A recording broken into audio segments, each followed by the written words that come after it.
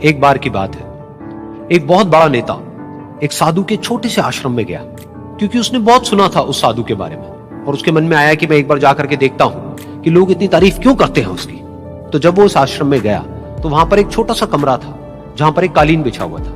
वहां पर कुछ लोग बैठे हुए थे नीचे और साधु जी सामने बैठे हुए थे। कुछ सवाल जवाब चल रहा था। तो जैसे ही वो अंदर गया, वो अकेला नहीं था, उसके साथ में 4 बॉडीगार्ड्स भी थे, और उसको ये आदत थी कि जहां पर भी वो जाता था लोग अपनी जगह से खड़े हो जाते थे, उसकी तरफ देखते थे, हाथ जोड़ते थे, अपना सर झुकाते थे। लेकिन यहां पर ऐसा कुछ भी नहीं हुआ। साधु ने उसकी तरफ देखा तक नहीं, क्योंकि वो साधु किसी के सवाल का जवाब दे रहे थे। लेकिन नेता को इस बात पे गुस्सा आ गया। नेता को लगा कि ये मेरी बेइज्जती है। तो उस नेता ने साधु की बात को बीच में ही काटते हुए थोड़ा गुस्से से कहा, मैं आपसे कुछ कहना चाहता हूं। साधु ने उसकी तरफ देखा और बोले, आप थोड़ी देर रुकिए, पहले मैं इनके सवाल का जवाब दे लूं, उसके बाद में मैं आपसे बात करूंगा।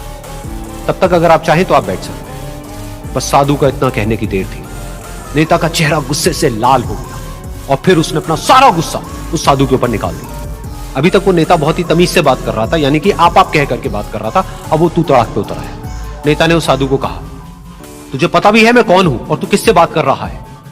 साधु ने उसकी तरफ देखा और कहा, मुझे इससे कोई फर्क नहीं पड़ता कि आप कौन हैं, लेकिन आप जो कोई भी हैं, अगर आप चाहते हैं कि मैं आपके सवाल का जवाब दूं या आपसे बात करूं तो आपको कुछ देर रुकना होगा। और साधु के ये कहते ही नेता गुस्से से पागल हो गया और वहीं सबके सामने चीखने चिल्लाने लग गया, अब मैं तुझे तेरी असली औकात दिखाऊंगा। तूने मुझसे पंगा लेकर के ठीक नहीं किया है। तुझे पता भी है मैं तेरे बारे में क्या सोचता हूं। साधु ने फिर से उसकी तरफ देखा और बड़े ही प्रेम से कहा कि मुझे इससे कोई फर्क नहीं पड़ता है कि आप मेरे बारे में क्या सोचते हैं।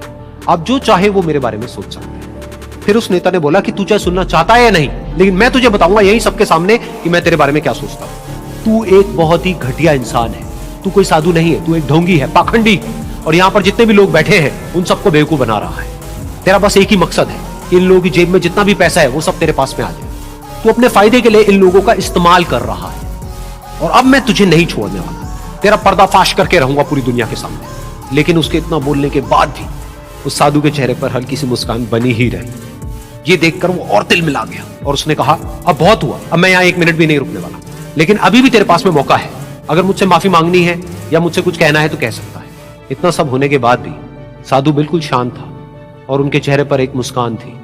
उन्होंने अपनी आंखें बंद कर ली। फिर साधु ने अपनी आंखें खोली, हाथ जोड़े और कहा कि मुझे आपसे कोई गिला शिकवा नहीं है।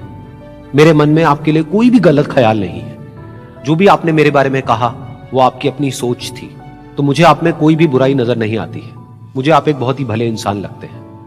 और साधु के इतना कहते ही नेताजी का दिमाग 7वें आसमान पर पहुंच गया। उनके चेहरे पर एक अजीब सी खुशी थी, क्योंकि उस साधु ने वो ही कहा जो बाकी सब लोग उस नेता को कहते हैं। और वो खुशी खुशी उस आश्रम से अपने घर की तरफ चला गया और जा करके अपने पिताजी के साथ में बैठ गया। उसके पिताजी की आंखें बंद थी और वो ध्यान में थे। पूरी जिंदगी उन्होंने सिर्फ लोगों की सेवा करी और बदले में कुछ भी एक्सपेक्ट नहीं किया। तो थोड़ी देर बाद जब उन्होंने अपनी आंखें खोली और देखा अपने बेटे को अपने साथ बैठे हुए, तो उनके बेटे के चेहरे पर आज एक अजीब सी खुशी थी जो आज से पहले उन्होंने कभी नहीं देखी थी। फिर उसने एक एक करके सब कुछ बताया कि आज क्या हुआ, किस तरह से वो आश्रम गया, वहां पर क्या हुआ, उसने क्या कहा, उन्होंने क्या कहा।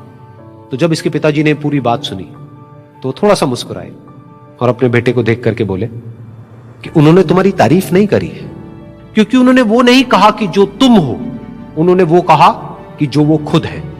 और तुमने जो भी कुछ उनको कहा वो नहीं कहा कि जो वो है, बल्कि तुमने वो कहा जो तुम खुद हो। यही बात वेदों में भी कही गई है, यथा दृष्टि तथा सृष्टि। ये दुनिया तुम्हें वैसी नहीं दिखती है जैसी कि ये दुनिया है।